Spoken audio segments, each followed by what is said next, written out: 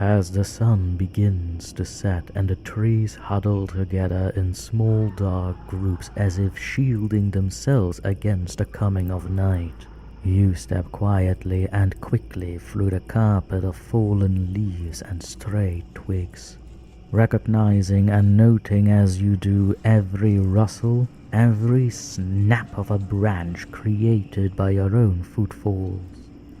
You note them so that you can distinguish them from the other sounds. The soft rustlings of leaves, the crack of bracken somewhere behind you.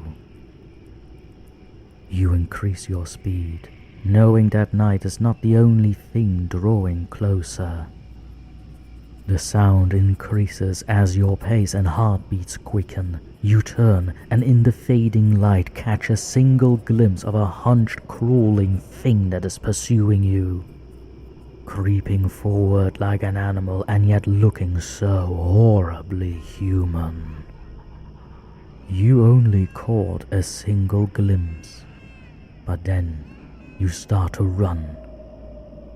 One glimpse is enough.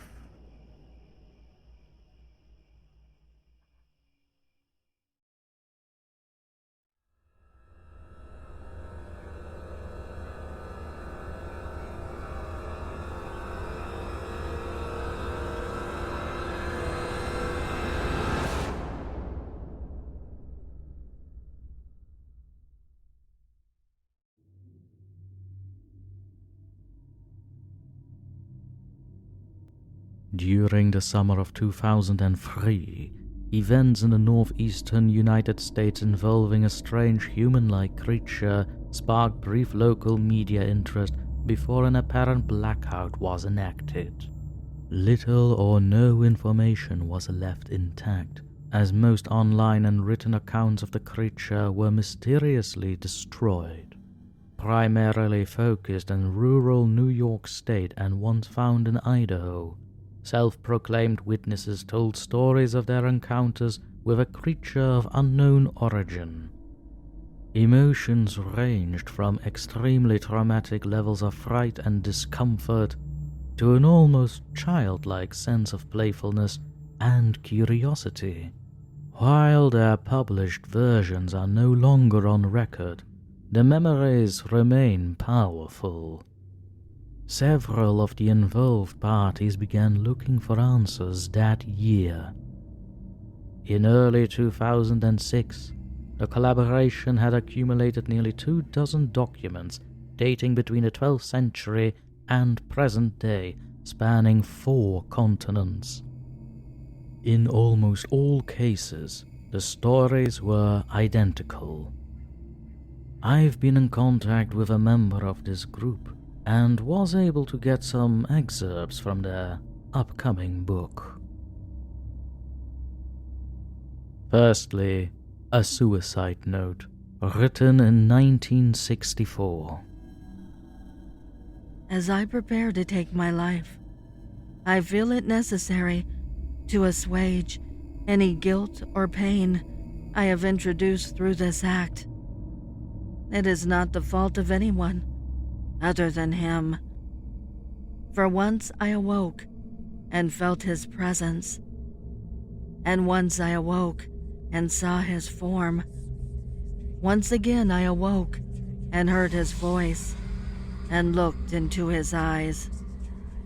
I cannot sleep without fear of what I might next awake to experience. I cannot ever wake. Goodbye.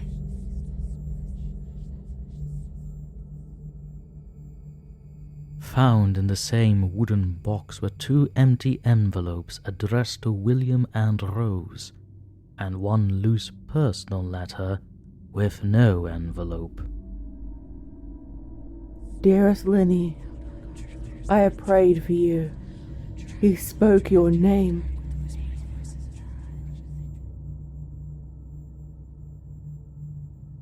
Secondly, a journal entry translated from Spanish, written in 1880. I have experienced the greatest terror. I have experienced the greatest terror. I have experienced the greatest terror.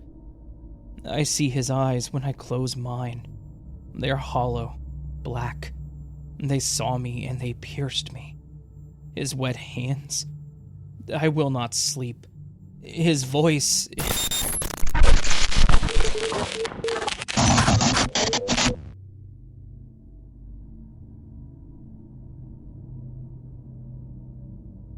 Then thirdly, a mariner's log written in 1691. He came to me in my sleep. From the foot of my bed, I felt a sensation.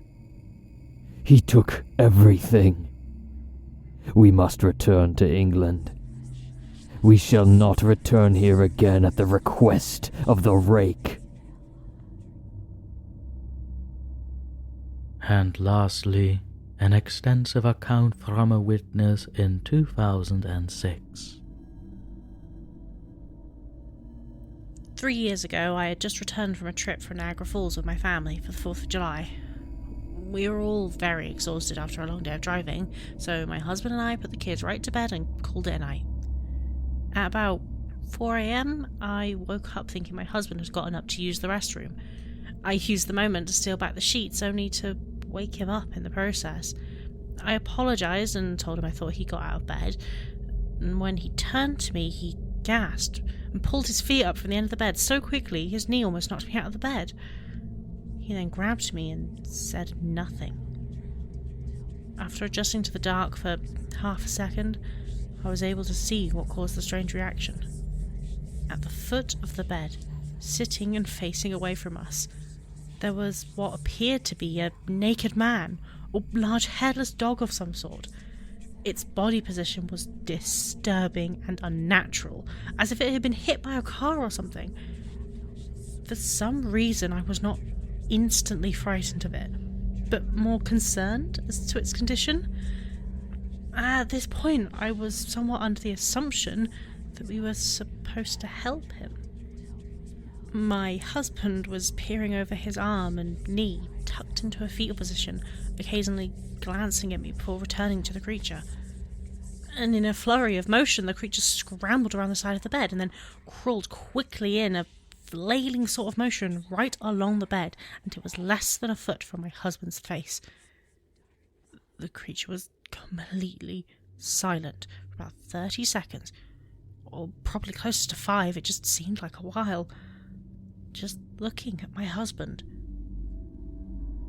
The creature then placed its hand on his knee and ran into the hallway leading to the kids' room. I screamed and ran to the light switch, planning to stop him before he could hurt my children.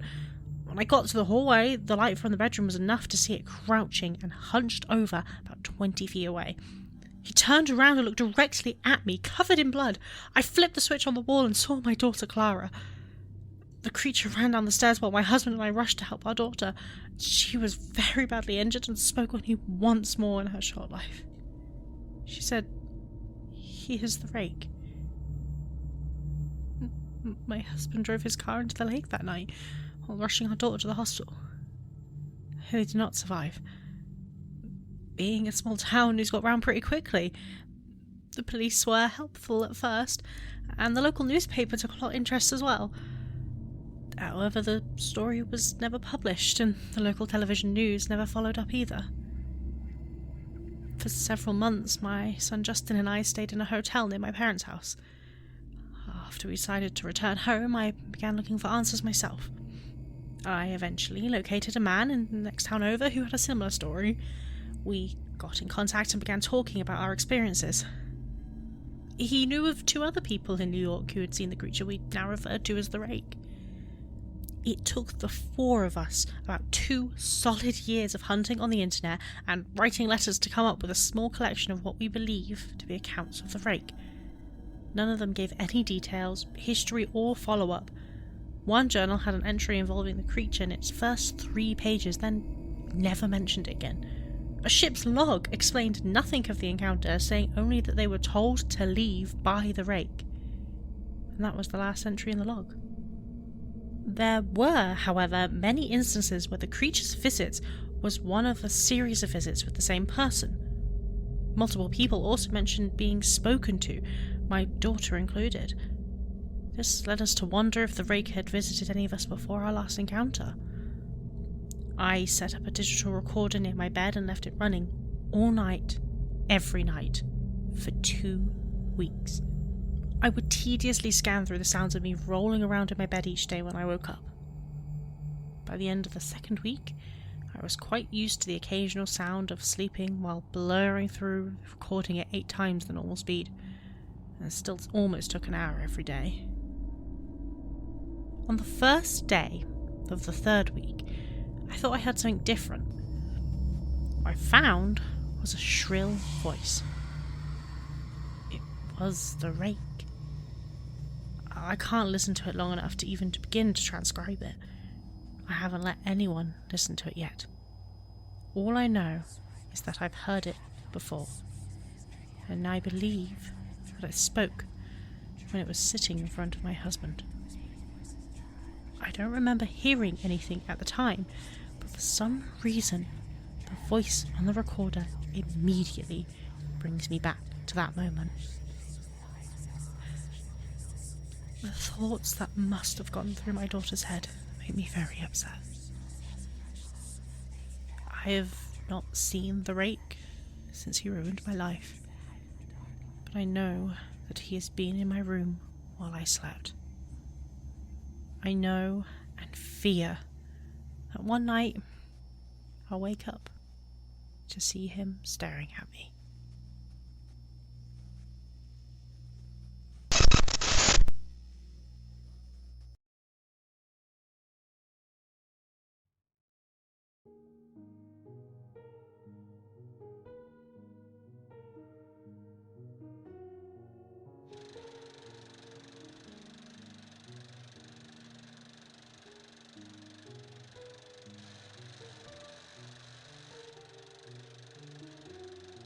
Within the heart of the abyss, where the night is darker and the silence unbearing, there dwells a terror beyond reckoning. A sinister spectre known only as the Rake. Its name, spoken in hushed and trembling tones, resonates with the promise of unutterable dread. The Rake is not a creature of flesh and bone, but a malevolent force, an entity that defies explanation. It's recorded to be a gaunt and nightmarish figure, skeletal and sinewy, with eyes like twin black holes, devoid of humanity, devoid of mercy. Its elongated, gnarled fingers end in cruel talons, eager to rend the veil that separates our world from the abyss. This abhorrent entity exists on the periphery of our comprehension, lurking in the dark corners of our collective imagination. It is born of whispered tales, sinister accounts, shared in fearful secrecy. Its origins, however, much like its intentions, are shrouded in shadow. Some say it's a harbinger of doom, a bringer of unfathomable horror. Encounters with the Rake leave victims with a haunting sense of impending calamity, a dread that clings to the soul long after the encounter has passed. Is the Rake a manifestation of our deepest, most primal fears? Or is it an otherworldly malevolence, a force that has inexplicably crossed over into our realm? The answers remain as elusive as the creature itself, a riddle that taunts us from the darkness of our nightmares. The Rake, my dearly demented friends, is the embodiment of terror, a ravenous void that hungers for our darkest fears. Lurking, waiting, and ever watchful in the abyss of the unknown.